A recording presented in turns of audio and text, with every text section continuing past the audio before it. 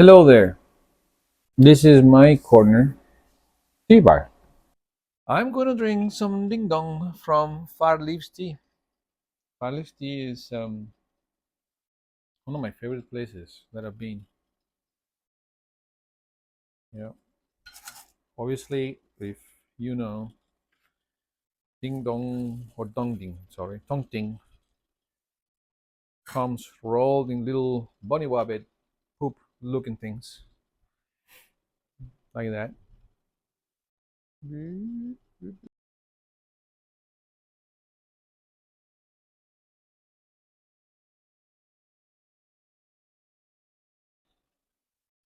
So as you see, the water is boiling and it's excited with bubbles.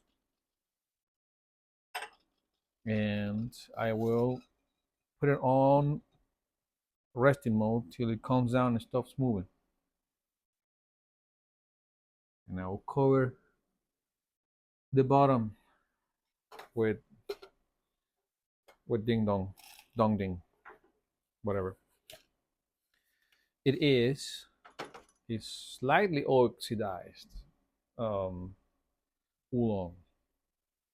There is a really nice um, video from Wu Mountain Tea that you should watch. It explains the benefits of oolong tea, and it just makes me want to drink more oolong. This is Taiwanese. The name Tongting. The water is not moving anymore. It's just there. The name Tongting, it I think it means snowy peak, and yeah, it opens up into really big leaves. In the case of this one, I actually like the rinse. So very floral, kind of rice type, smell to it.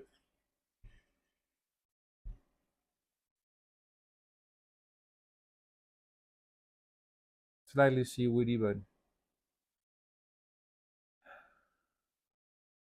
citric.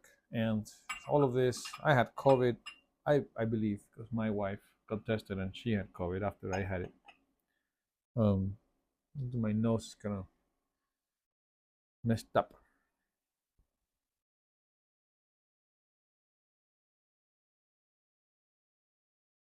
Cup was just sitting here for a couple of days, so I'm gonna rinse it with most of this rinse.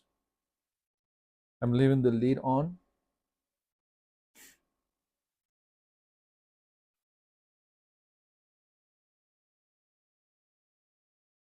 Tastes like nothing, it's just water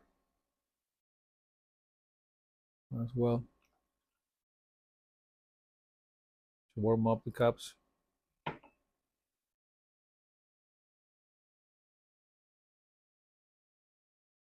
So now I'm gonna heat it even stronger. As you watched the process, you see how, oh, uh-oh, 1 second, the water. All right. It happens sometimes, quite often, that I leave the water there under the reverse osmosis spout, and then I walk away like a squirrel, like a dog sees a squirrel, and then there's water all over the kitchen. Senior moments. Hopefully, because of that interruption, my tea isn't ruined. I think it is. I think it is. It's way too yellow for the first brew. Way too yellow. Smells quite strong.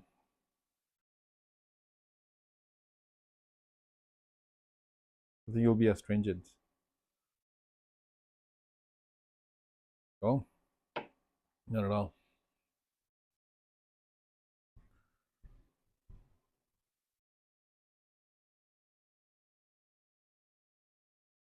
Can you see? Nice, right? There you go again. It's a bright yellow, and the leaves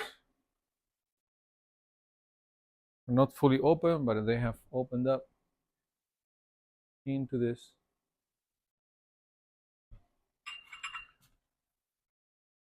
So, what do we talk about this today? I've been on for about 7 minutes, so we got what, 10 minutes package delivery out there? 7 minutes. Let's talk about something simple. Hmm. Touch my face a lot before I touch this stuff. Hmm. Good. There is no guests. It's just me. Let's talk about happiness.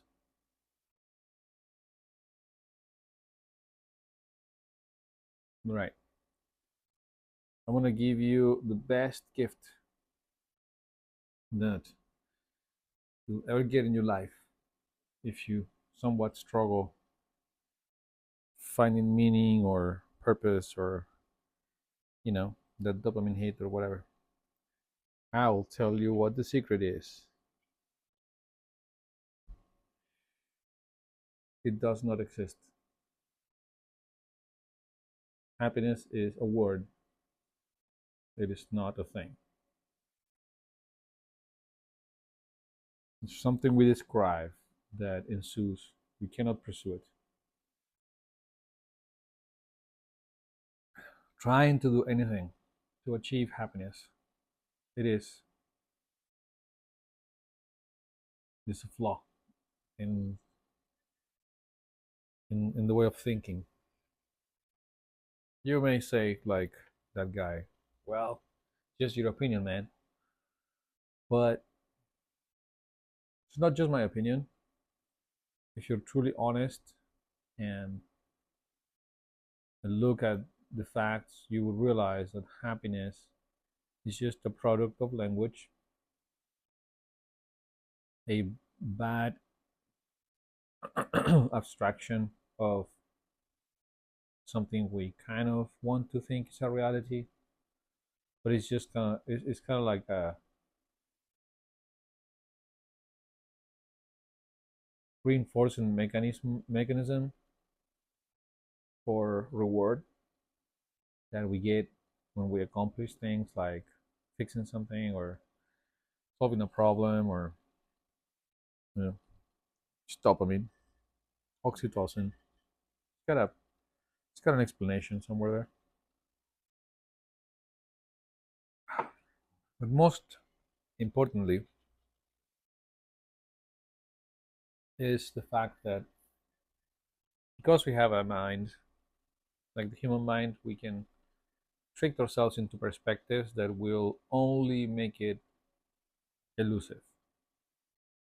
And the emotional state that creates is a state of misery.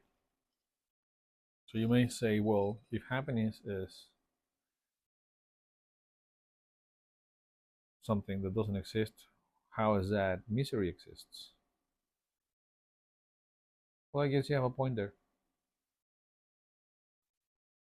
But you can feel happy, you can feel miserable, you can't achieve happiness, you can't achieve misery. Really, from a perspective of like quantitative, like measurable way. It's kind of like a subjective perspective, just depends on you. It's just your point of view, man. But it doesn't exist, really. Neither does misery. So yeah, it's just your opinion, man. Reality is what it is. Our feelings don't matter. It's just some sort of like evolutionary guide to know, what to do or not to do. It's like getting being hungry or thirsty or whatever. It's just something we feel. It doesn't really matter much. Yeah, I remember when my wife was in the hospital. They were like cleaning one of her IVs, and they said you're gonna taste like peanut butter or whatever. And I was like, wait, what? And I don't remember what it was, but let's say it was peanut butter. The thing is that when they clean it with the salty solution or whatever, you feel you taste peanut butter in your mouth. So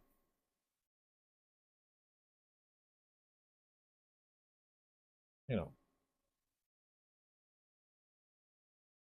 we hear a collection of sounds that are really words, and then we translate that into like some sort of reality in our heads, and then we cry, we laugh because of it, we make decisions.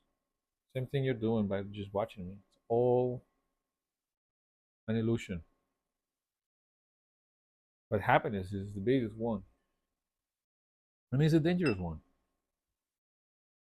because if you were just trying not to be miserable, you will have achieved happiness. And if you're trying to achieve happiness, you will for sure be miserable. That's the kind of weird thing, right? Kind of one of those things that you have to talk about. Look at that beautiful, beautiful leaves. So pretty, so wholesome. You can see the edges, the serrated edges of this Camellia sinensis. So there you go. This little talk today, which I am pretending to be a wise person and tell you that happiness doesn't exist, so you don't get all tangled up trying to pursue it, and therefore you actually end up feeling more misery than happiness. Just try not to be miserable and hang out around miserable people that are constantly talking about negative stuff, and don't do stupid things, and you'll be good. You'll be fine. Remember, there's only one life,